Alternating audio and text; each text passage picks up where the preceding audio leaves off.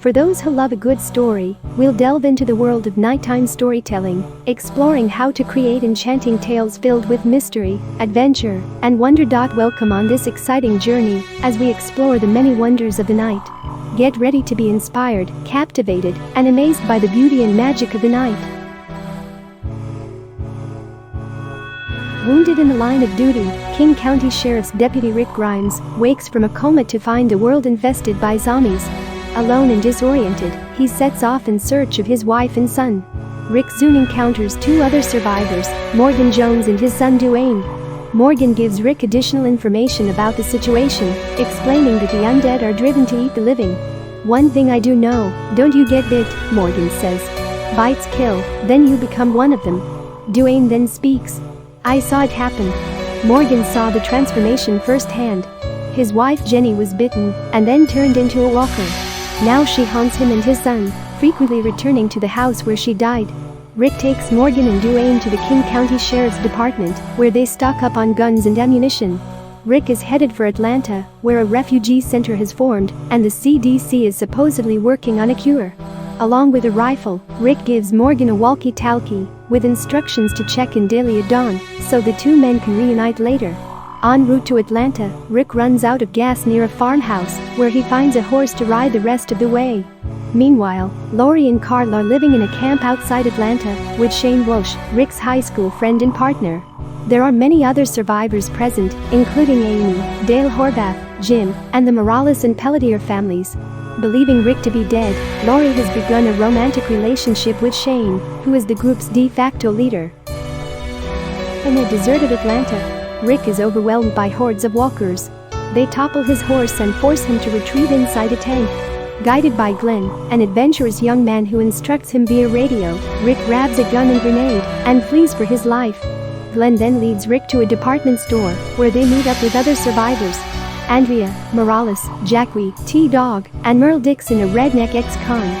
After the volatile and racist Merle attacks T-Dog, Rick handcuffs Merle to the store rooftop.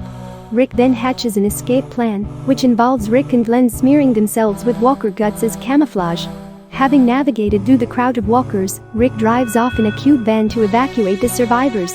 Glenn helps to lure the undead with the sound of a car alarm in a hot-wire Dodge Challenger. Back on the rooftop, T-Dog accidentally drops the handcuff key down a ventilation pipe, then chains the access door shut, so the stranded and furious Merle will be relatively safe from hungry walkers. Driving back to camp, Morales warns Rick about Merle's brother, Daryl, who will be angry that his brother was abandoned. Glenn arrives at camp first, and Shane and Dale chastise him about drawing walkers with the car alarm. Jim disconnects the alarm just as the cube van approaches. Andrea tearfully reunites with Amy, her younger sister, as does Morales with his family. Rick then emerges from the van and is shocked to discover Lori and Carl living at the camp. Later that night, Lori tells Rick she was told he would be medevac to Atlanta. But it never happened. "Mom said you died," Carl says. "She had every reason to believe that," Rick replies, before thanking Shane for saving them. That night, Rick and Lori have sex in their tent, vowing to each other that this is a new beginning in their marriage. The next morning, Rick and the others find a walker feasting on a freshly hunted deer in the woods. Jim theorizes the undead are running out of food in the city.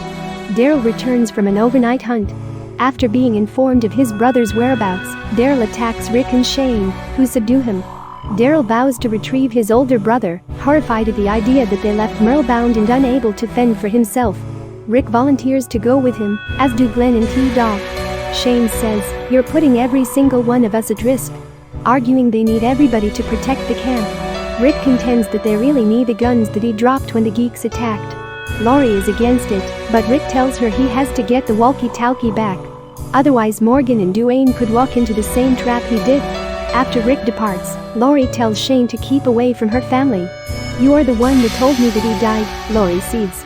Nearby, an altercation breaks out between Ed Pelletier and his meek wife Carol. After Ed slaps Carol, Shane intervenes and beats the man mercilessly. In Atlanta, Rick and company head to the department store where Merle was left. Reaching the door they had barricaded, they see the chains have been broken.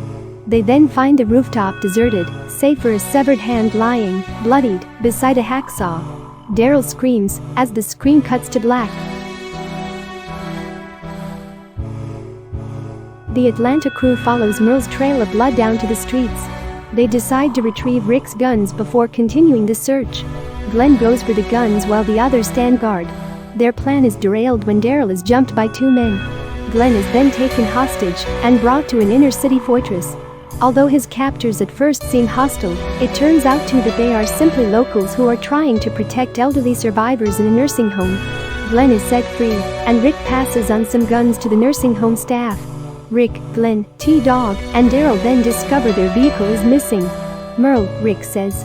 He's going to be taking some vengeance back to camp, Daryl predicts. Back at camp, Andrea and Amy present fellow survivors with fish caught in a nearby lake. Dale interrupts the excitement to express concern over Jim, who is feverishly digging holes without explanation.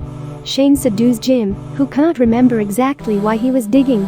I had a reason, don't remember, he says. Something I dreamt last night. Andrea, meanwhile, roots through Dale's RV. She's looking for something to wrap up Amy's birthday present. A mermaid necklace she took from the department store.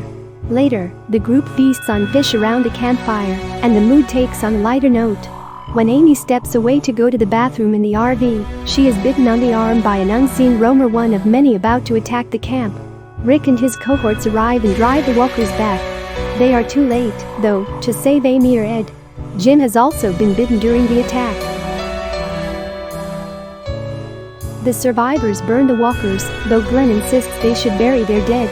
Andrea cradles Amy nearby, unwilling to let anyone near the body. Dale commiserates, explaining that since his wife's death, you girls were the first people that I cared anything for. Andrea tells Dale she feels guilty for missing so many of Amy's birthdays. I'm sorry for not ever being there, Andrea weeps, kneeling next to a now reanimated Amy. She tells Amy that she's here now and loves her. Then she puts her down with a shot to the head. When Jim's injury is revealed, and the sickness associated with infection worsens, Rick suggests the group go to the CDC for help. Shane thinks the army base in Fort Benning is safer, but it is 125 miles away. While sweeping the forest for any remaining roamers, Shane tries to convince Rick to change his mind. I've got to do what's best for my family, Rick says. If it was your family you'd feel differently. Enraged, Shane aims his gun at an unknowing Rick, but doesn't pull the trigger. Rick didn't see Shane's actions after their argument, but Dale had been watching the entire spectacle. Jesus, he mutters. Later, Shane announces his support of Rick's plan. Morales says that his family will not be joining the group, and they head off in a different direction. En route to the CDC, the RV breaks down. Jim, in agony, asks Rick to leave him behind. I want to be with my family, he says of his late wife and children. The group reluctantly leaves him beneath a tree. In a CDC laboratory, disheveled scientist Dr. Edwin Jenner performs experiments on a tissue sample designated TS-19. He then accidentally spills corrosive fluid, initiating a decontamination sequence that destroys the samples. Meanwhile, Rick's caravan approaches the CDC. Jenner watches the group's approach via a security monitor. Jenner agrees to allow the survivors into the building, provided they submit to blood tests. The group then feasts on food and wine, and luxuriates in hot showers. Afterward, Andrea laments the fall of civilization as Dale attempts to comfort her. Later, Shane drunkenly confronts Laurie, professing his love and insisting he didn't lie about Rick being dead. Drunk and out of control, Shane tries to force himself on Laurie, who scratches his face and neck to stop him.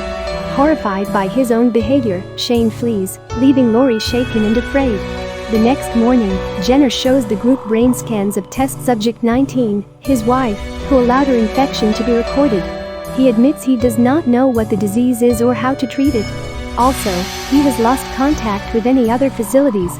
Worse yet, the CDC's generators are running out of fuel. When they are empty, the building will self-destruct as per a decontamination protocol. Though at first he tries to convince them to stay, Jenner agrees to let Rick and the others flee when the self-destruct is activated. Jackie, terrified of ending up like Amy or Jim, opts to stay behind. After a fiery explosion, Rick and his fellow survivors caravan away from the smoldering rubble, destination unknown.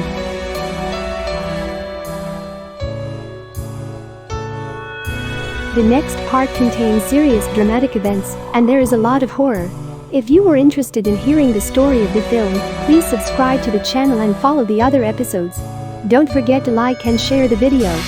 We meet in the next part.